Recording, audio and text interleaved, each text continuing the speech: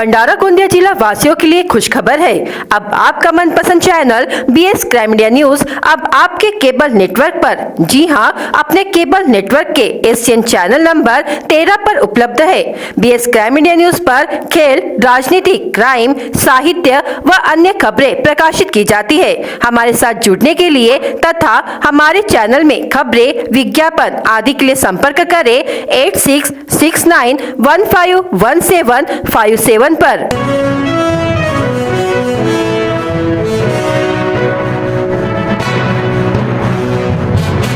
बंडू बारापात्र सहित अन्य 3 लोगों पर अदखल पात्र गुन्हा दर्ज।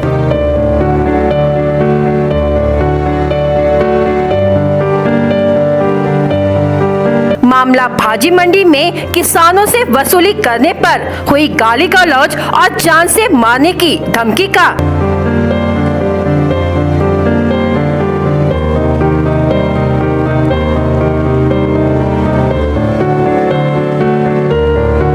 वीडियो हुआ था सोशल मीडिया पर वायरल।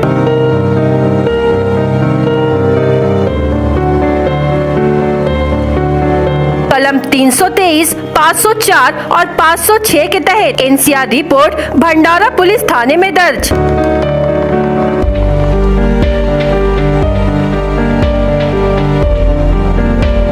नहीं थम रही अवैध वसूली।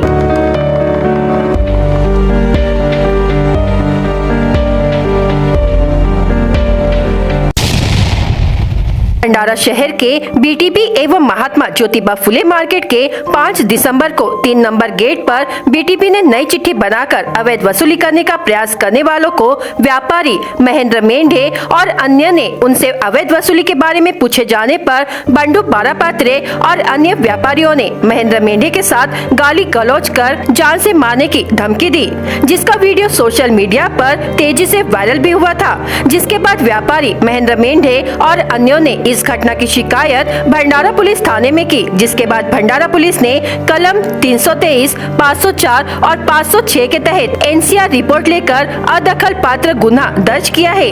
आगे की जांच भंडारा पुलिस कर रही है। बता दें कि 5 दिसंबर को किसान का माल ले जा रहे ऑटो चालक ने स्वच्छता व देखभाल दुरुस्ती पावती के नाम पर 100 रुपए देने से मना किया। इसके बाद माहौल गरमाया। घटना गेट नंबर 3 पर हुई। बीटीबी अध्यक्ष बंडू बारापात्रे और अन्य 3 ने कहा कि हमें वसूली का अधिकार है, लेकिन किसान और व्यापारियों ने महेंद्र मेंढे को बुलाया। उन्होंने कहा कि तुम कौन से अधिकार से गेट पास, स्वच्छता, दुरुस्ती पावती की वसूली कर रहे हो? यह अवैध है, यह कोई किसान व्यापारी नहीं देगा। इसके बाद माहौल गरमाया। बीटीबी के कुछ व्यापारी और कार्यकर्ताओं ने बंडू बारापात्रे के साथ मिलकर महेंद्र मेंढे पर गाली गलौज कर दबाव बनाने का प्रयास किया और साथ ही मारने की धमकी दी। यह विषय इतना गरमाया कि यह वीडियो वायरल हो गया।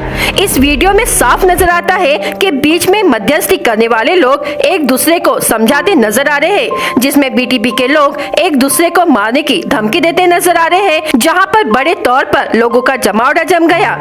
एक और नगर परिषद ने आदेश निकालकर बीटीबी मार्केट में हो रहे अवैध वसूली बंद करने एवं दिए गए लीज के अनुसार कार्य न करने की बात कही। फिर किस आधार पर बीटीबी मार्केट में अवैध वसूली की जा रही है? क्या बीटीबी में हो रहे अवैध वसूली बंद होंगी? यह सवाल निर्माण हो रहा है।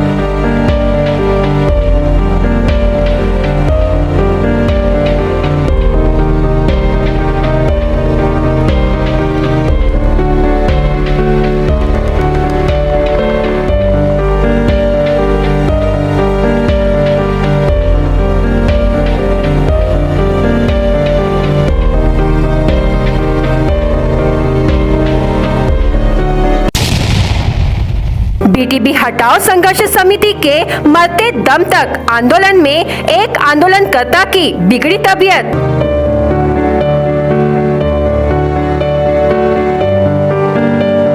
आंदोलन के तीसरे दिन बिगड़ी तबीयत।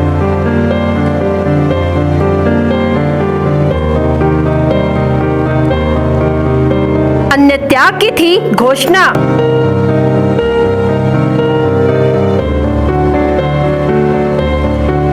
जिला सामान्य अस्पताल में उपचार शुरू। चाहे कुछ भी हो जाए, उपोषण रहेगा जारी। क्या अब शासन प्रशासन बीटीपी पर करेगी कार्रवाई?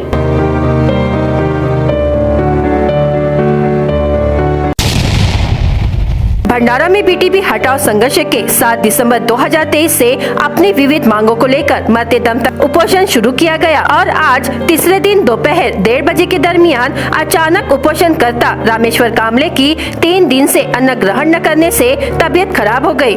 उनको सरकारी दवाखाना में उपचार के लिए भर्ती कराया गया। जब तक मांग पूरी नहीं होती तब तक मरते दम तक उपोषण शुरू रहेगा, ऐसा उपोषणकर्ता परमानंद मेश्राम, अंकुश वंजारी, महेंद्र मेंढे ने कहा है। क्या शासन प्रशासन बीटीपी पर कार्रवाई करेगी या फिर और कितने आंदोलनकर्ताओं की तबीयत बिगड़ेगी, इस और नागरिकों की नजरें लगी हुई है।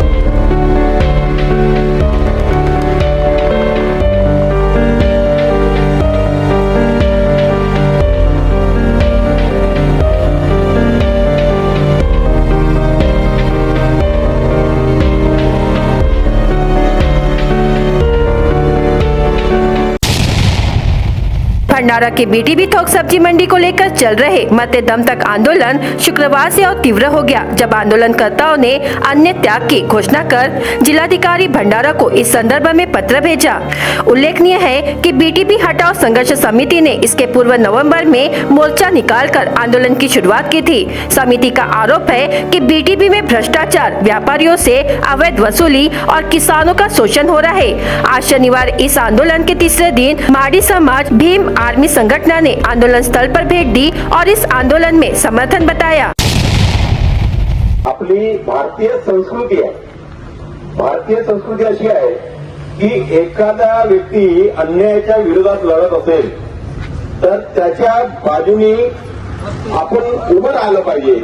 हे आपल्या पूर्वजांनी शिकवलं आहे, हे आपल्या पूर्वजांनी शिकवलं आहे। आज आपण जे राष्ट्रपिता महात्मा ज्योतिबा फुले यांच्या नाव या सब्जी मंडीला द्यावं, यासाठी आपण मागणी करतो आहे की राष्ट्रपिता महात्मा ज्योतिबा फुले हा काही घरचा श्रीमंत होता म्हणून नाही, तो काही एखादा पक्षाचा नेता होता म्हणून नाही, परंतु ज्या शोषित, पीडित, उपेक्षित, दलित, बहुजनांच्या घरच्या स्त्रिया ह्या शिकून मोठ्या झाल्या पाहिजेत। हजारो वर्षापासून जे काही परंपरेने आलेल्या चुकीच्या गोष्टी आहेत त्या समजायला पाहिजेत, म्हणजे चांगला आणि वाईट हे समजू शकले पाहिजेत। म्हणून आज त्यांचं महाराष्ट्रामध्ये संपूर्ण ज्या शेतकऱ्यांसाठी त्यांनी शेतकऱ्यांच्या बाजारपेठा कशा उपलब्ध होतील, शेतकऱ्यांच्या मालाला भाव कसा मिळेल, त्यांची विकण्याची व्यवस्था कशी होईल, यासाठी म्हणून त्यांनी हा या ठिकाणी जो काही संकल्पना या देशामध्ये म्हणजे ब्रिटिशकालीन जेव्हा तर देश स्वातंत्र्य नव्हता त्या काळामध्ये त्यांनी ब्रिटिशकालीन सरकारमध्ये त्यांनी ह्या संकल्पना मांडल्या आणि त्या हळूहळू का होईना त्या पूर्णत्वाच गेल्या. मला वाटतं महाराष्ट्रामध्ये ज्या काही भाजी मंडी उभ्या असतील त्या सर्व महात्मा ज्योतिबा फुलेच्या नावानेच भाजी मंडी उभ्या आहेत. फक्त एक अपवाद वगळता आपल्या भंडाऱ्याची की एका राक्षसी प्रवृत्तीच्या नावाने ही भाजी मंडी आहे आणि यासाठी जर लढा ज्यांच्या नेतृत्वात दिलं जात असेल तर त्यांचं सुद्धा आपण त्यांचा सुद्धा घोषणा देऊन आपण मनोबल वाढवलं पाहिजे. परमानंद भाऊ आगे बढो, परमानंद भाऊ आगे बढो. मी आता विनंती करतो की परमानंद भाऊ आपल्याला या ठिकाणी 2 शब्द मार्गदर्शन करतात. शहर हे जिल्ह्याचं ठिकाण आहे. या ठिकाणी 2 भाजी मंडी अस्तित्वात होत्या, परंतु ही नवीन भाजी नाही आहे. ही भाजी त्या ठिकाणी जे काही मध्यभागी भाजी मंडी असल्यामुळे जी राहदारीला अडथळा येत होती आणि म्हणून ही स्थलांतरित झालेली भाजी मंडी आहे. पण त्या भाजी मंडीला महात्मा ज्योतिबा फुल्यांचं नाव दिलं गेलेलं आहे. असं असताना या ज्या व्यक्तीला हे प्रकरण विकासक म्हणून दिला गेलाय तो माणूस स्वतःच्या नावानं ही भाजी मंडी चालवतो, यासारखं दुर्दैव आमच्या शहरात आणि जिल्ह्याचं दुसरं असू शकत नाही.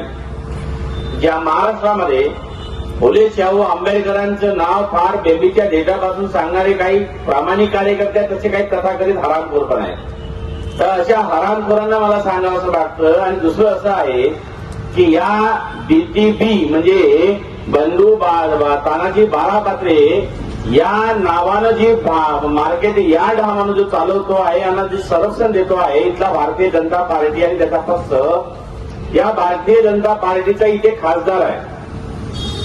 मला मागच्या महिन्यापासून हे जे प्रकरण माहिती झालं तेव्हापासून मला असं लक्षात आलं की या भारतीय जनता पार्टीचा जो खासदार आहे त्याला आणि या भंडाऱ्याचा जो आमदार आहे त्यातला तोंडाचा लखवा मारलेला आहे, लखवा पॅरालाइज झालेला आहे. त्याला कारण असं आहे की ज्याला लकवा तोंडाचा झालेला असतो त्याला बोलता येत नाही.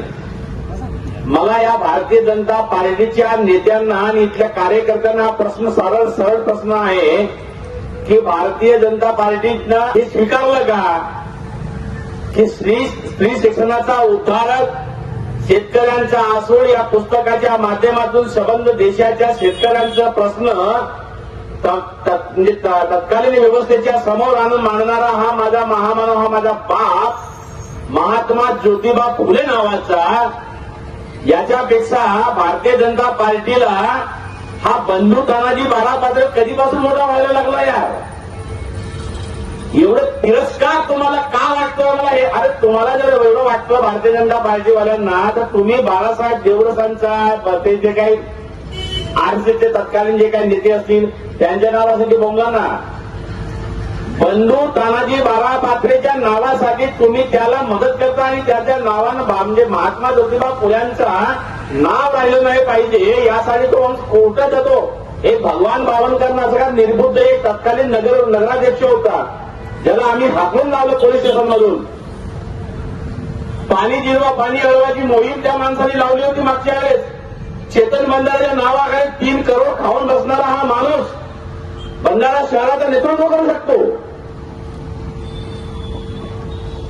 इथल्या असणाऱ्या प्रशासनाला आमचं सांगणं आहे महात्मा ज्योतिबा फुल्यांची त्या संघटनेचे नेते माझे सन्मित्र आदरणीय नितीनभाऊ गायदाने, माझे सहकारी प्रहारचे जिल्हा अध्यक्ष संतोष वंजारी, या महात्मा ज्योतिबा फुले भाजी मार्केटमध्ये व्यवसाय करणारे व्यावसायिक व्यापारी महेंद्र मेंढे, त्यानंतर आमचे असणारे रामेश्वर कांबळे, माझे मित्र सामाजिक चळवळीमध्ये काम करणारे सहकारी आशिष गोस्वामी, इथं असणाऱ्या महात्मा ज्योतिबा फुलेंच्या या समता परिषदेमध्ये काम करणारे माझे सर्व तरुण मित्र, या शहरामधून आम्हाला पुरोगामी विचारावर आधार जो विश्वास ठेवणारे जे कार्यकर्ते आणि संघटना आहेत त्यांनी आम्हाला पाठिंबा दिला.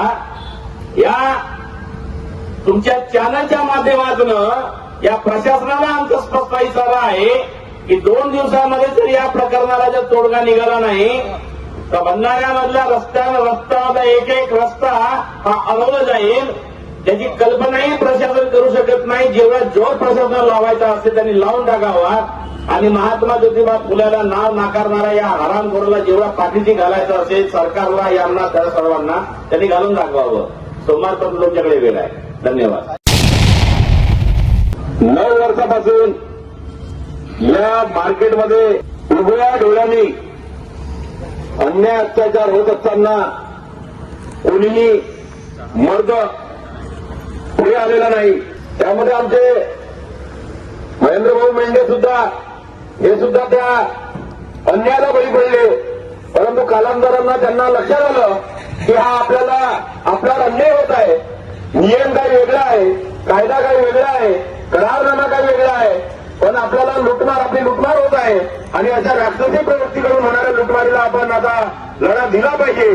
त्याला या ठिकाणी आपण सब्जी मंडीचा शेअर सुद्धा म्हणता येईल की ज्यांनी एक छातीचा कोट तयार करून या ठिकाणी या बीटीबीच्या विरोधामध्ये आपला लढा उभा केला. त्या महेंद्र मेंढेला मी विनंती करेन की ते सुद्धा आज या ठिकाणी दोन शब्दावर मार्गदर्शन करतील. महात्मा ज्योतिबा फुल्यांचा महात्मा ज्योतिबा फुल्यांचा मित्रांनो 2015 ते 2023 हा जो मार्केट आहे त्या मार्केटमध्ये जो शेतकऱ्यावर अन्याय झालेला आहे तो बाहेरच्या लोकांना सांगता येणार नाही. पण मी मार्केटचा एक व्यापारी आहे म्हणून इथच्या मार्केटच्या सगळ्या गोष्टी मला माहीत आहे. मित्रांनो 2015 ते 2023 या कालामध्ये शेतकऱ्यावर जो अन्याय झाला तो अन्याय दूर करण्यासाठी मी मैदानात उतरल्या आणि जो इथच्या व्यापारी आहेत व्यापाराला जो अन्याय झालाय अन्याय तो दूर करण्यासाठी मी आज बीटीबी हटाव संघर्ष समितीच्या वतीने सामोर झालेला आहे. मित्रांनो 2015 मध्ये जो शेतकऱ्याला अन्याय झाला शेतकरी बांधव रात्रभर रात्रदिवस मेहनत करतो आणि तो माल घेऊन बाजारात येतो. बाजारामध्ये ते दादागिरी करते. दादागिरी जी संस्था आहे त्या मार्केटची ते संस्था आपल्याला तोडून म्हणून टाकायची आहे. जर मार्केटमध्ये एखादा शेतकरी माल घेऊन आला तर शेतकऱ्याला खूप अन्याय व्हायचा आहे. जर शेतकऱ्यांना त्याला पैसे नाही दिले ते शेतकऱ्याला मारहाण करायचा. शेतकऱ्याला तो हाकलून टाकायचे. शेतकऱ्याची गाडी जर मार्केटच्या आत राहिली तर शेतकऱ्याला पैसे घ्यायचे. तसेच इथच्या व्यापारी वर्गासोबत नेहमीप्रमाणे दादागिरी करायची गुंड प्रवृत्तीला लागायचे. बाहेरचे गुंड बोलून तर व्यापाऱ्याला अन्याय करायचा. हे त्या माणसाने आमच्यावर असा छळ केलाय त्या व्यापाऱ्यावर छळ केलाय. आज या छळाला निवडून तोडून टाकायचं आहे ना ह्या माणसाला आम्हाला दाखवून द्यायचं आहे. शेतकऱ्याचा जो पॉवर आहे तो शेतकऱ्याच्या मेहनतीचा पॉवर आहे. शेतकऱ्याच्या कर्माचा आणि मेहनतीचा जो श्रेय आहे तो शेतकऱ्याला मिळाला पाहिजे. म्हणून मी आज शेतकऱ्याच्या वतीनं हा मुद्दा समोर घेतला. मित्रांनो आज शेतकऱ्याचा अन्याय झाला तो मी सहन करू शकलो नाही. एका व्यापाऱ्यानं तर असं म्हटलं नाही पाहिजे की शेतकऱ्याच्या बाबतीत पण शेतकरी हा अन्न पिकवतो हा मार्केटला आणतो ना मार्केटला आणला तो निराश होऊन जातो. निराश होऊन त्या मार्केटला एखादा माणूस जो मार्केट चालवतो तो म्हणतो की ही जागा माझ्या बापाची आहे. हे 9 वर्षामध्ये त्या मार्केटच्या एक बीटीबी समितीच्या अध्यक्षानं जे लूटपाट केली आहे हे लूटपाट बंद करण्यासाठी आपण सगळे लोक रस्त्यावर उतरले आहेत. त्याच्यामध्ये माझे चळवळीचे नेते परवानजी मेश्राम, अंकुशजी वंजारी, गुलाबजी बारे, विनोदभाऊ चकोले, परमेश्वर तांबडे, दिलीप मंजूरकर, उमेश कबले, दक्षिणाताई मेंढे, नलिनी काळे, अश्विनीताई भिवडे ह्या सगळ्याच्या सहमतीने हा संघर्ष आम्ही उभा केला आणि बीटीबी हटाव ह्या संघर्ष समितीच्या वतीने बीटीबीचे नाव चालत आहे याला बंद करायला हवं ही आमची मागणी होती. त्याच्या वतीने जेवढे शहराचे सहकारी आहेत माळी समाजाचे इतर समाजाचे त्याच्यामध्ये हिंदी समाज इतर जैन समाजाचे सगळ्या समाजाचा आम्हाला पाठिंबा आहे की हा नाव लवकरात लवकर बंद करण्यात यावी. हे दखल नगरपालिका घेतली पाहिजे. मित्रांनो, 9 वर्षामध्ये जे नगरपालिका कायद्यामध्ये जे गोष्ट नसतील, जे कायदे नसतील, त्या कायद्याच्या उल्लंघन एका माणसाने करून त्यांना आमच्यावर लाद घातली आणि आमच्यावर अन्याय केला. मित्रांनो, तो अन्याय आजपर्यंत 9 वर्ष मी सहन केला. पण मला वाटलं येणाऱ्या काळात जे माझ्या मुलाबाळा होतील, हा माणूस, हा गद्दार माणूस, हा औरंगजेब, हा तसाच माझ्या मुलाबाळावर अत्याचार करत राहील.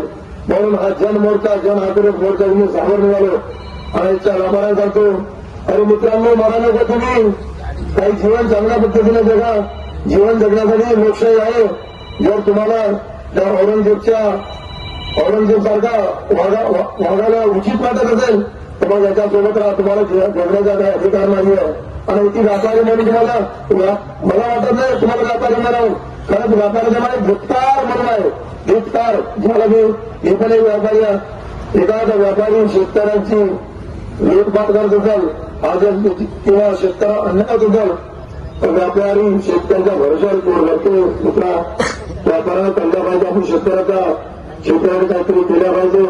आणि इथे जे मागण्या आहेत, महात्मा ज्योतिबा फुले नाव तत्काळ पुतळा बसला पाहिजे. हे सगळं देशांच्या, शहरवाशांच्या, इतर लोकांच्या काही मागण्या आहेत. 2015 पासून जे करारनामे झाले नाहीये, करारनाम्याच्या नावाचे या मीटिंग संस्था जे घुसखोरी केली आहे, त्या घुसखोरी तोडून मोडून टाकायचं आहे आणि नगरपर्यंत कर्ज आपल्याला न्याय मागायचा आहे. लवकरात लवकर त्या गाण्याला आम्हाला टॅक्स लावून देण्यात यावे. बीटीपी हटाव संघर्ष समितीच्या वतीने आजच्या आंदोलनाचा हा 3रा दिवस.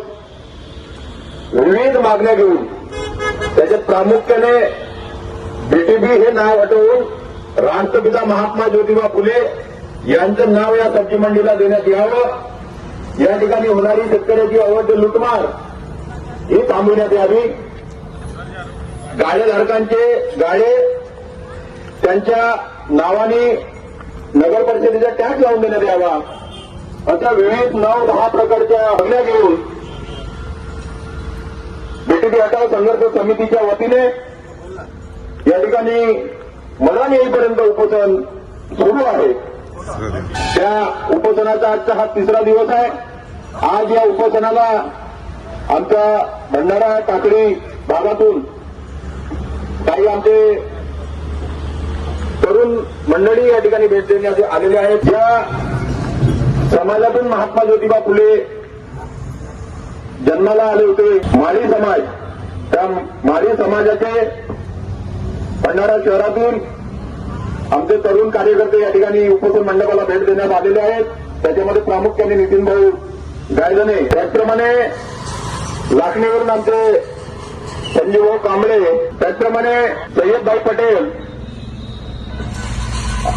आमचे रोजचे उपोषण पेंडलला दिवसभर रात्री 10-11 वाजतापर्यंत इथं उपस्थिती दर्शवणारे आमचे आशिषभाऊ गोस्वामी, सर्व तरुण मंडळी त्या ठिकाणी उपोषणाला भेट देण्यात आलेली आहे. मी नितीन भाऊ गायधन यांना विनंती करेन की आम्हाला ते मार्गदर्शन करतील. भंडारा शहरातील मागे अनेक वर्षापासून सुरू असलेल्या सब्जी मंडी मार्केट स्थलांतरित होण्याआधी महात्मा ज्योतिबा फुले सब्जी मंडी मार्केट असे नाव होते. पण मागील काही वर्षाआधी नगर परिषदेने सब्जी मंडीच्या स्थलांतरण करून प्रायव्हेट तत्वावर मंडी चालवण्याच्या षडयंत्राला त्या काळात सब्जी मंडीचे नाव दुसऱ्या काळी ठेवण्यात आले. संपूर्ण महाराष्ट्रामध्ये सुरू असलेल्या नगर परिषद हद्दीतील सब्जी मंडी मार्केटचे नाव महात्मा ज्योतिबा फुले सब्जी मंडी मार्केट असे आहे. पण भंडारा नगर परिषद त्यामध्ये एक वक्ता निर्माण झालेला आहे. भंडारा सब्जी मंडी सोडली तर इतर महाराष्ट्रामध्ये महात्मा ज्योतिबा फुले सब्जी मंडी मार्केट असेच नाव असून सुद्धा भंडारामध्ये अपवाद ठरलेला आहे. आमची सर्वांची मागणी ही की भंडारातील नगर परिषद हद्दीत सब्जी मंडी मार्केटला महात्मा ज्योतिबा फुले सब्जी मंडी मार्केट असे नाव देण्यात यावे. अन्यथा आम्ही आंदोलन पुकारू. आम्ही सुरू असलेल्या या आमरण उपोषणाला आमच्या भरभरावून पाठिंबा आहे असे मी जाहीर करतो. तरी सर्व समाज बांधवांनी याचा पाठिंबा द्यावा व या आमरण उपोषणाला सहयोग करून आपल्या बापाचं नाव या मंडीला देण्यात यावं ही माझ्याकडून विनंती. हे माझी समाजातर्फे या आमरण उपोषणाला आणि माझ्या बांधवांतर्फे पाठिंबा जाहीर करतो. केंद्र सरकार ने समाज के सामान्य तत्वों के कल्याण के लिए विभिन्न योजनाएं शुरू की है. विकसित भारत संकल्प यात्रा यह प्रधानमंत्री नरेंद्र मोदी द्वारा परिकल्पित एक महत्वाकांक्षी पहल है.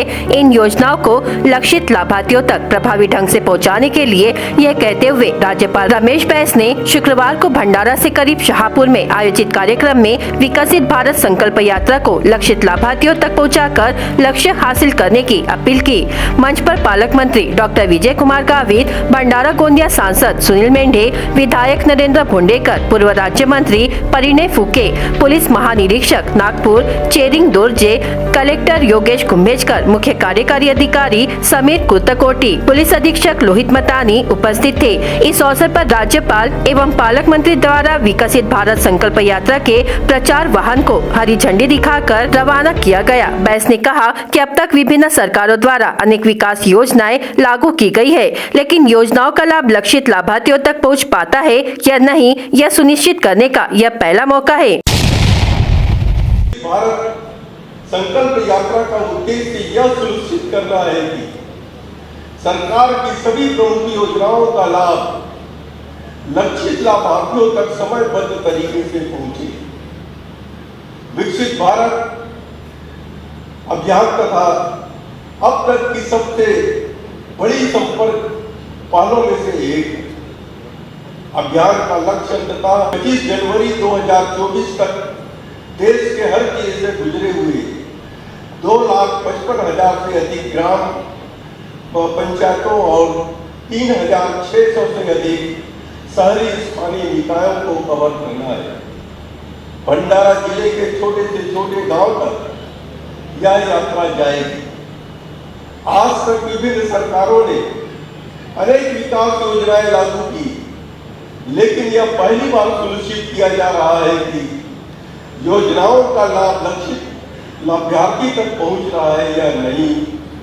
आज मैं आपको आश्वस्त करना चाहता हूं, भारत सरकार और प्रदेश सरकार दोनों ग्रामीण तथा शहरी क्षेत्र के सभी भाइयों और बहनों को शिक्षित करने, अवसर प्रदान करने और सशक्त बनाने के लिए मिलकर काम कर रहे हैं. इस यात्रा में मुख्य ध्यान देने में जागरूकता पैदा करने और उन्हें स्वच्छता सुविधाएं, आवश्यक वित्तीय सेवाएं, बिजली कनेक्शन, एलपीजी सिलेंडर को सुलभ कराने, गरीब के लिए आवास, खाद्य सुरक्षा, उपयुक्त पोषण आहार, विश्वसनीय स्वास्थ्य सेवाएं, स्वच्छ पेयजल इत्यादि जैसी कल्याणकारी योजनाओं का लाभ प्रदान करने पर है. जो लोग इन सुविधाओं से वंचित हैं उन तक पहुंचना यह इसका लक्ष्य है. इस यात्रा के माध्यम से सरकार द्वारा द्वार आ गई है.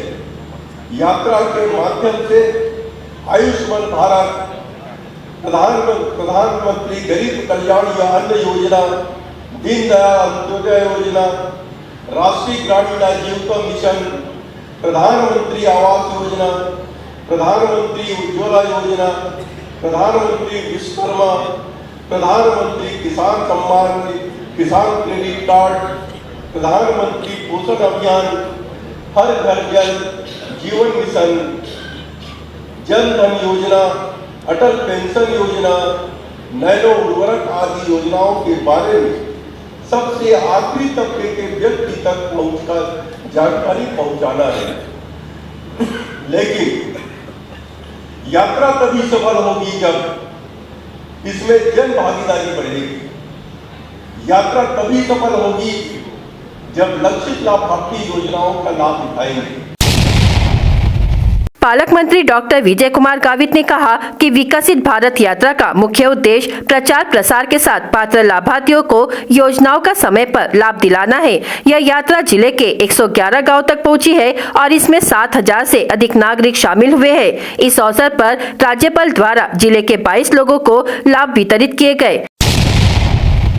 आदरणीय मोदी जी ने अपनी संकल्पना की है कि हमारे देश के अंदर जनता है, काश्तकार हो, मजदूर हो, गरीब लोग हो, उनको जो भी योजनाएं केंद्र सरकार से, राज्य सरकार से दी जा रही है तो वो सभी को मिले। जो भी उसमें पात्र है उनको सबको मिलना चाहिए। इसी के लिए ये विकसित भारत संकल्प यात्रा निकाली है। मोदी जी का कहना यह है कि जो भी बेनिफिशियरीज है, जो भी लाभार्थी हैं, उनको वो योजना मिलनी चाहिए। इसमें जनजागृति का भी एक अभाव रहा है, वो भी होनी चाहिए। इसलिए अपने जिले में ये विकसित भारत संकल्प यात्रा के लिए उन्होंने 5 व्हीकल दिए हैं। वो 24 नवंबर से हर एक गांव में जा रहे हैं। अपने जिले में 541 ग्राम पंचायत है। अभी तक 111 ग्राम पंचायत में गए हैं। वो वहां जाके जो बेनिफिशियरीज को, जो हमारे लाभार्थी रह गए हैं, उनका नाम लेने का कोशिश करते हैं।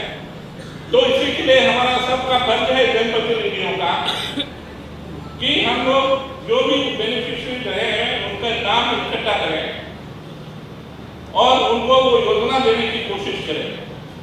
और जिन लाभार्थियों ने योजना ली है वो योजना का उनका अनुभव, उसमें अनुभव के तौर के ऊपर अच्छा क्या हुआ है, उसमें कुछ रह गया है और क्या करने की जरूरत है, ये हम जिन लाभार्थियों को हमने योजना का लाभ दिया हुआ है वो लेके उनमें हम लोगों को सुधार कर सकते हैं। तो इसी के लिए उसकी भी कोशिश हमें करने की जरूरत है।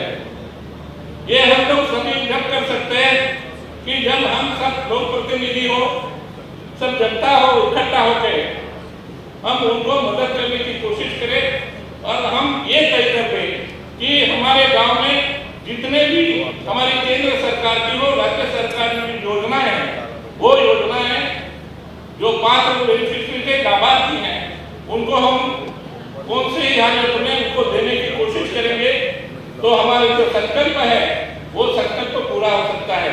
और यही एक पहला मौका है कि जो मौके का फायदा उठाना चाहिए। ऐसे मौके बार बार नहीं आते। ये हमारी कोशिश होने के बावजूद यदि ये योजनाएं नहीं मिलती है तो मुझे लगता है आगे चल के जो बेनिफिशियरी है वो भी वंचित रह सकते हैं। इसलिए हमारी कोशिश है कि हम लोग सब मिलकर योजनाएं देने की कोशिश करें। ये योजनाएं मिलने के बाद में वो जो बेनिफिशियरी है जिसको जरूरतमंद है उसको उसका फायदा होने के बाद में उसके जीवन में सुख हो सकता है, उसका अपना स्वास्थ्य अच्छा हो सकता है। इसी के लिए आयुष्मान भारत हो, उसी के साथ में उज्ज्वला गैस योजना हो, पंतप्रधान आवास योजना हो, शेतकरी स्वाभिमान योजना हो, इसमें जो भी छूट गए हैं उनके नाम वापस लेके उसमें कुछ गलतियां हो गई, कुछ उनके कार्ड में कुछ गलतियां हैं, वो सुधारने के बाद में योजना देना चाहिए। वो हिसाब से हम कर सकते हैं। भंडारा जिले में नवंबर माह में हुई बेमौसम बारिश से जिले में धान की फसल को भारी नुकसान हुआ है। 8 दिसंबर को भारत संकल्प यात्रा कार्यक्रम के बाद पालक मंत्री डॉक्टर गावित ने जिले के ग्रामीण इलाकों में नुकसान का निरीक्षण किया। साथ ही सांसद सुनील मेंढे, विधायक नरेंद्र भोंडेकर, पूर्व राज्य मंत्री परिणय फुके समेत वरिष्ठ अधिकारियों के साथ भंडारा तहसील के ग्राम चिखली व मोहाड़ी तहसील के ग्राम सातोना में निरीक्षण किया। फसलों का पंचनामा सभी तहसीलदारों, समूह विकास अधिकारियों को ग्राम पंचायत पटवारी कार्यालय में फसल क्षति सूची का प्रचार प्रसार करने के निर्देश दिए और इसकी सूचना तत्काल बीमा कंपनी को देने का निर्देश दिया। इस समय जिलाधिकारी योगेश कुंभेजकर, मुख्य कार्यकारी अधिकारी समीर कुर्तकोटी, राजस्व, विपणन और अन्य विभागों के अधिकारी और कर्मचारी उपस्थित थे। 30 वर्ष पूर्व हत्या की घटना को अंजाम देने वाले व्यक्ति को 2 आरोपियों ने बदला लेने के उद्देश्य से उन्हें मौत के घाट उतार दिया। यह घटना 29 नवंबर 2023 को ग्रामीण पुलिस थाना अंतर्गत फुरचुटोला पिंड के पार मार्ग पर सामने आई थी। मृतक का नाम चंद्रशेखर वार्ड श्रीनगर गोंदिया निवासी मोरेश्वर खोबरागड़े उम्र 50 वर्ष बताया गया। इस मामले में आरोपी शास्त्री वार्ड गोंदिया निवासी सुनील धनीराम भोंगाड़े उम्र 44 वर्ष व गोरेगांव तहसील के कुरहाड़ी निवासी शाहरुख हमीद शेख उम्र 24 वर्ष को पुलिस ने 8 दिसंबर को हत्या के आरोप में गिरफ्तार किया। इसकी जांच सहायक पुलिस निरीक्षक चौहान कर रहे हैं। इस संबंध में पुलिस ने बताया कि 29 नवंबर 2023 की शाम 6:30 बजे फुरचुटोला पिंड के पार मार्ग पर दोपहिया वाहन की दुर्घटना से चंद्रशेखर वार्ड गोंदिया निवासी मोरेश्वर खोबरागड़े की मृत्यु होने का मामला ग्रामीण पुलिस थाने में दर्ज किया गया था। लेकिन घटना पर संदेह निर्माण हुआ था कि मृतक की दुर्घटना से मृत्यु नहीं बल्कि किसी ने उसकी हत्या की है। जिला पुलिस अधीक्षक निखिल पिंगले, अपर पुलिस अधीक्षक नित्यानंद झा ने मामले की जांच करने के निर्देश दिए। घटनास्थल परिसर के सीसीटीवी फुटेज खंगालने पर यह दुर्घटना नहीं बल्कि हत्या की है। हत्या की पुष्टि होने पर आरोपियों के खिलाफ ग्रामीण पुलिस थाने में हत्या का मामला दर्ज कर आरोपियों की खोज शुरू की। गुप्त जानकारी मिली कि घटना के मृतक मोरेश्वर खोबरागड़े ने 30 वर्ष पूर्व धनीराम भोंगाड़े की जमीन विवाद को लेकर मनोहर चौक में हत्या कर दी थी। इसलिए सुनील ने मृतक मोरेश्वर खोबरागड़े की हत्या करने के लिए अपने साथी कुरहाड़ी निवासी शाहरुख हमीद शेख को लेकर 29 नवंबर को फुलचुटोला मार्ग पर स्थित अनिल कबाड़ी के गोदाम के खुली जगह पर मोरेश्वर खोबरागड़े की हत्या कर दी थी। कार्रवाई अपराध शाखा के पुलिस निरीक्षक दिनेश लपड़े, सहायक पुलिस निरीक्षक विजय शिंदे, पुलिस उप निरीक्षक महेश विघ्ने, वनीता सायकर, सहायक फौजदार अर्जुन तावड़े, पुलिस हवालदार राजेंद्र मिश्रा, भुवनलाल देशमुख, महेश मेहर, इंद्रजीत बिसेन व पुलिस दल ने की है। गोंदिया ग्रामीणच्या हद्दीमध्ये दिनांक 29 नोव्हेंबर 2023ला संध्याकाळी 6 ते 6:30च्या दरम्यान फुलचुटोला ते पिंडकीपर जाणाऱ्या रोडवर अनिल विश्वकर्मा यांच्या कबाडीच्या दुकानाजवळ रोडवर अपघात मृतक नामे मोरेश्वर खोबरागड़े राणा चंद्रशेखर वार्ड गोंदिया याचा अपघात झाल्याबाबत प्राथमिक माहिती मिळाली होती। त्या आधारे अपघाताचा गुन्हा दाखल करण्यात आला होता, परंतु मृतकाच्या डोक्यावर असलेली जखम तसेच परिस्थितीजन्य पुरावा यावरून सदर प्रकार हा अपघाताचा नसून काहीतरी खुनाचा प्रकार असू शकतो याबाबत माननीय पोलीस अधीक्षक निखिल पिंगळे सर यांनी त्या आधारे निखिल पिंगळे सरांनी त्या मुद्द्यावरती तपास करण्याचे आदेश दिल्याने सखोल तपास करण्यात आला असता सदर प्रकार हा खुनाचा असल्याचे प्राथमिकरित्या निष्पन्न होत असल्याने दिनांक 6/12/2023 रोजी या गुन्ह्यामध्ये कलम 302, 341 आणि 34 भादवीचे वाढविण्यात आले। माननीय पोलीस अधीक्षक निखिल पिंगळे सर, अपर पोलीस अधीक्षक नित्यानंद झा सर यांच्या मार्गदर्शनात गोंदिया ग्रामीण पोलीस आणि स्थानिक गुन्हे शाखेचे वेगवेगळे पथक तयार करून कसोशीने तपास करण्यात आला असता सदर गुन्ह्यामध्ये सुनील धनीराम भोंगाड़े वय 44 व त्याचा साथीदार शाहरुख हमीद शेख वय 24 राहणार कुराडी या दोघांनी हा गुन्हा केल्याचे निष्पन्न झाले। त्यामुळे यांना ताब्यात घेण्यात आले। सखोल विचारपूस केली असता सुनील भोंगाड़े यांनी सांगितले की जो मृतक आहे मोरेश्वर खोबरागड़े यांनी 30 वर्षापूर्वी त्याच्या वडिलांचा खून केला होता। त्या खुनाचा बदला म्हणून आपण मृतक आहे मोरेश्वर खोबरागड़े याचा आपला साथीदार शाहरुख हमीद शेखच्या मदतीने डोक्यावर व पोटावर मारहाण करून आणि लोखंडी रॉडने डोक्यावर मारहाण करून गाडी अडवून त्याचा खून केल्याचे त्यांनी तपासात सांगितले। पुढील तपास गोंदिया ग्रामीण पोलीस स्टेशनचे अधिकारी करीत आहेत। सरकारी महिला नर्सिंग हॉस्टल में 50 से अधिक लड़कियों की बिगड़ी हालत।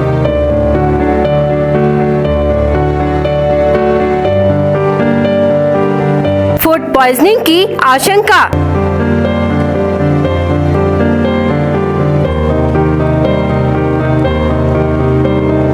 शल्य चिकित्सक ने कहा यह फूड पॉइजनिंग नहीं बल्कि वायरल बुखार है।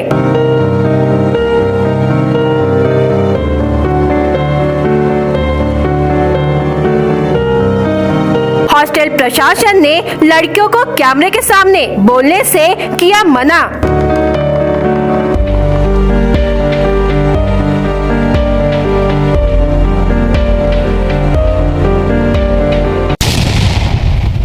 भंडारा शहर के सरकारी नर्सिंग हॉस्टल के लगभग 50 लड़कियों की हालत बिगड़ने से जिले में हड़कंप मच गया। संदेह व्यक्त किया जा रहा है कि कहीं फूड पॉइजनिंग तो नहीं है। हॉस्टल प्रशासन ने लड़कियों को कैमरे के सामने बोलने से मना किया है। भंडारा शहर में एक सरकारी नर्सिंग हॉस्टल है, लेकिन बीती रात अचानक एक के बाद एक लड़कियों की हालत बिगड़ने पर लड़कियों को इलाज के लिए जिला सामान्य अस्पताल में भर्ती कराया गया। वहीं रात में उनके माता पिता को फोन से सूचना दी गई। रात में बेटी की हालत खराब होने की बात सुनकर माता पिता घबरा गए। अभिभावकों ने बच्चों की तबीयत बिगड़ने पर फूड पॉइजनिंग की आशंका जताई है। ओमप्रभू गंगाधर तांदुळकर, माझी मुलगी इथे ANM चा कोर्स मध्ये नर्सिंग कॉलेजला आहे आणि इथल्या हॉस्टेलमध्ये राहते। रात्रीला जवळपास 11 वाजता मला फोन आला की तुमच्या मुलीला किंवा माझ्या भावाची मुलगी पण आहे, तिने फोन केला, ताईला दवाखान्यात ऍडमिट केला तर अचानक तब्येत बिघडली। मला काय झालं बेटा? माहित नाही पप्पाजी म्हणे सगळ्यांचे तब्येती खराब होत आहेत म्हणे, जवळपास 50-55 मुली भरती झाल्या।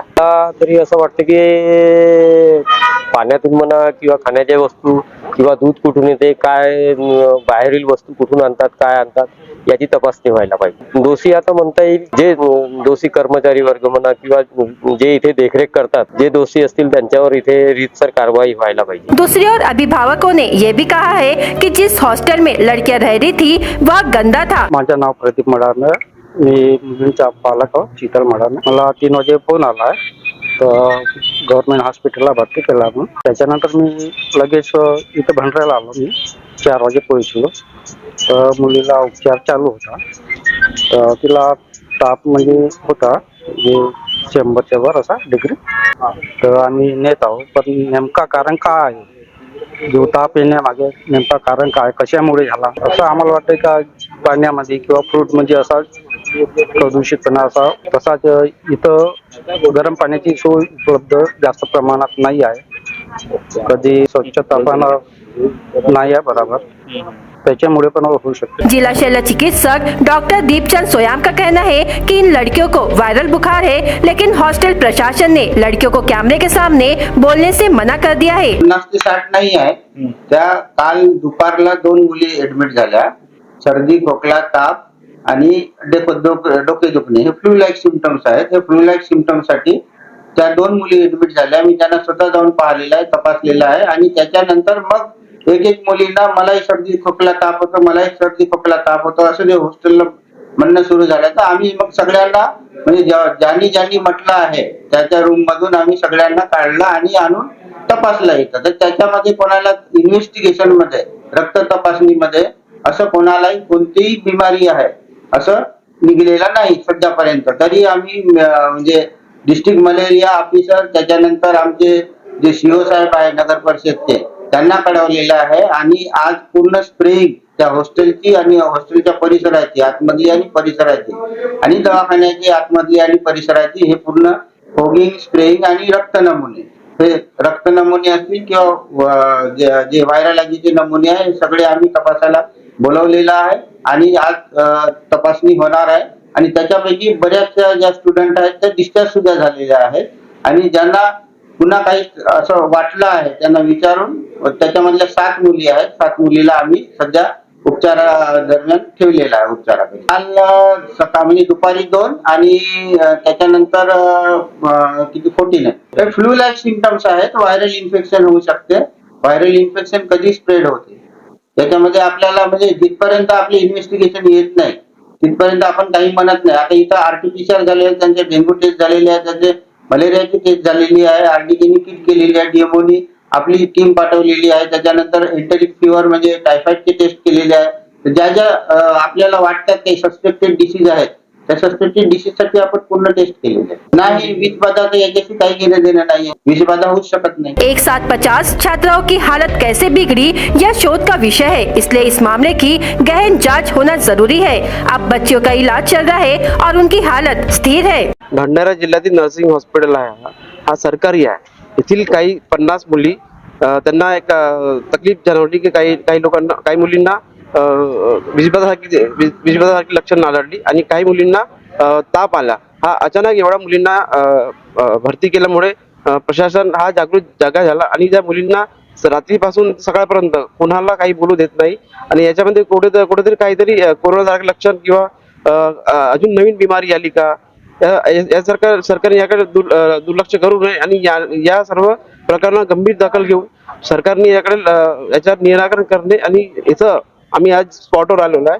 इथं आम्हाला बघायला मिळतं का इथं काही कोणत्याही प्रकारे स्वच्छता नाही, इथं काही प्रॉपरली कर्मचारी नाही. याच्यामध्ये जे वार्डन हवा आहे मुलींच्या ते फक्त 15-15 दिवसामध्ये एक वेगवेगळे मुली सिस्टर येतात. इथं एक परमनंट अधीक्षक हवी आहे, त्यांना नाही आहे. म्हणजे शासनाने जे दिलेले जे कर्मचारी आहेत ते प्रॉपर इथं आहे. मग या मुलींची सुरक्षा कोण बघणार? याच्याकरता शासनाने कडक कारवाई करून जो दोषी आहे या सर्व विषय करता त्यांच्यावर कारवाई करा आणि शासनाने याचा जे मान्यता आहेत ते त्वरित भरण्यात द्यावे, नाही तर आम्ही याच्या विषय घेऊन आंदोलन करू. बेमौसम बारिश होने से किसानों को लाखों रुपए का नुकसान हुआ है। ऐसे किसानों को नुकसान भरपाई देने व डीबीटी के माध्यम से बोनस देने की मांग को लेकर 8 दिसंबर को नागपुर में चल रहे शीतकालीन अधिवेशन में सांसद प्रफुल्ल पटेल, राज्य के मुख्यमंत्री, उप मुख्यमंत्री, अन्न नागरिक आपूर्ति मंत्री से भेंट कर चर्चा की है। इस दौरान सांसद पटेल के साथ विधायक मनोहर चंद्रिकापुरे, विधायक राजू कारेमोरे, विधायक विनोद अग्रवाल, विधायक विजय रहांगडाले, पूर्व विधायक राजेंद्र जैन, पूर्व विधायक गोपाल दास अग्रवाल, बीडीसी अध्यक्ष सुनील फुंडे आदि जनप्रतिनिधि उपस्थित थे। सांसद पटेल नागपुर में चल रहे शीतकालीन अधिवेशन के दौरान मुख्यमंत्री एकनाथ शिंदे, उप मुख्यमंत्री देवेंद्र फडणवीस, उप मुख्यमंत्री अजित पवार, अन्न नागरिक आपूर्ति मंत्री छगन भुजबल व महाराष्ट्र शासन से भेंट कर निवेदन के माध्यम से चर्चा की है। इस दौरान सांसद पटेल के साथ अनेक जनप्रतिनिधि उपस्थित थे। शीतकालीन सत्र के दौरान नागपुर में 8 दिसंबर को सांसद प्रफुल्ल पटेल ने मुख्यमंत्री एकनाथ शिंदे, उप मुख्यमंत्री देवेंद्र फडणवीस, उप मुख्यमंत्री अजित पवार से भेंट की। साथ ही अन्न एवं नागरिक आपूर्ति मंत्री से चर्चा करके किसानों को बेमौसम बारिश से हुए क्षति के लिए मुआवजे एवं डीबीटी के माध्यम से बोनस के रूप में मदद करने की मांग की। इस संबंध में ज्ञापन मुख्यमंत्री एकनाथ शिंदे, उप मुख्यमंत्री देवेंद्र फडणवीस, उप मुख्यमंत्री अजित पवार, अन्न एवं नागरिक आपूर्ति मंत्री छगन भुजबल को दिया। इस समय विधायक मनोहर चंद्रिकापुरे, विधायक राजू कारेमोरे, विधायक विनोद अग्रवाल, विधायक विजय रहांगडाले, पूर्व विधायक राजेंद्र जैन, पूर्व विधायक गोपाल दास अग्रवाल उपस्थित थे। भंडारा पुलिस ने जिले में धड़ल्ले से चल रहे शराब अड्डे पर कार्रवाई करते हुए आरोपियों पर मामला दर्ज किया है। आरोपियों के पास से कुल 18,300 रुपए का माल बरामद किया है। कादा पुलिस ने अवैध शराब अड्डे पर छापा मारकर सिल्ली निवासी आरोपी गौतम सुधाकर मेश्राम उम्र 40 वर्ष, आरोपी करजखेड़ा ग्राम निवासी हंसराज भागो सिंधी मेश्राम उम्र 40 वर्ष पर मामला दर्ज किया है तथा दोनों आरोपियों के पास से महुआ शराब कुल 3,800 रुपए का माल बरामद किया। सिहोरा पुलिस थाने के तहत आने वाले बपेरा ग्राम निवासी आरोपी दमयंता संतुलाल गायकवाड़ उम्र 62 वर्ष पर मामला दर्ज किया। आरोपी के पास से पुलिस ने 2,800 रुपए की महुआ शराब जब्त की। गोपरवाही पुलिस स्टेशन के तहत आने वाली कार्ली ग्राम निवासी आरोपी राधेश्याम टेकचंद नागपुरे उम्र 32 वर्ष पर मामला दर्ज करते हुए आरोपी के पास से 12,600 रुपए की शराब जब्त की। तीनों कार्रवाइयों में पुलिस ने 4 आरोपियों पर मामला दर्ज करते हुए आरोपियों के पास से कुल 18,300 रुपए का माल बरामद किया है। बीएस क्राइम इंडिया न्यूज आपके सामने पेश कर रहा है भंडारा क्राइम वारदात। हर जुर्म से हम आपको कराएंगे अवगत। आपके अपने चैनल पर रोजाना शाम 7 बजे, तो देखना ना भूलिए क्राइम वारदात। खेत के पारिवारिक विवाद को लेकर 3 लोगों ने मिलकर बाप बेटे की पिटाई कर दी। यह घटना पौनी तहसील के वलनी में हुई। घायल ऋषि बाजीराव तिगरे उम्र 50 वर्ष है, विनोद दूधराम तिगरे उम्र 35 वर्ष, विशाल तिगरे उम्र 30 वर्ष और दूधराम धोंडू तिगरे उम्र 65 वर्ष ने उसकी पिटाई कर दी। शिकायत के आधार पर पौनी पुलिस ने मामला दर्ज किया। बस से उतरते समय गिरकर यात्री घायल हो गया। यह घटना नेरला बस स्टैंड पर हुई। घायल का नाम नेरला निवासी होमराज राघव लोहारे उम्र 67 वर्ष है। इस मामले में शिकायत और मेडिकल रिपोर्ट पर अडाल पुलिस ने अपराध दर्ज किया है। विपरीत दिशाओं से दौड़ रही 2 बाइक एक दूसरे से भिड़ गई। इस घटना में एक व्यक्ति की इलाज के दौरान मौत हो गई, जबकि 2 व्यक्ति गंभीर रूप से घायल हो गए। मृतक का नाम वर्ठी निवासी रमेश मडा में उम्र 48 वर्ष बताया जा रहा है। विवाहिता को दहेज के लिए शारीरिक एवं मानसिक रूप से प्रताड़ित करने की शिकायत मिलने के बाद लाखनी पुलिस ने गड़ेगांव निवासी पति, ननद, देवर और ससुर आदि 6 लोगों के खिलाफ मामला दर्ज किया है। सार्वजनिक सड़क पर गए जिम्मेदाराना ढंग से अपने वाहन पार करने से दुर्घटना होने की संभावना को देखते हुए कार्रवाई की गई। दिघोरी मोठी निवासी पवन मार्तंड गबने उम्र 40 वर्ष, जाम निवासी लतिक गोपीचंद भुजाड़े उम्र 25 वर्ष पर पुलिस ने मामला दर्ज कर लिया है। नवरगांव खुर्द निवासी शुभम गजानन पटले उम्र 21 वर्ष ने चूहे मारने की दवा खा ली। उसे मेडिकल कॉलेज में भर्ती कराया गया, जहां उसका इलाज चल रहा है। शुभम ने निराशा में यह कदम उठाया।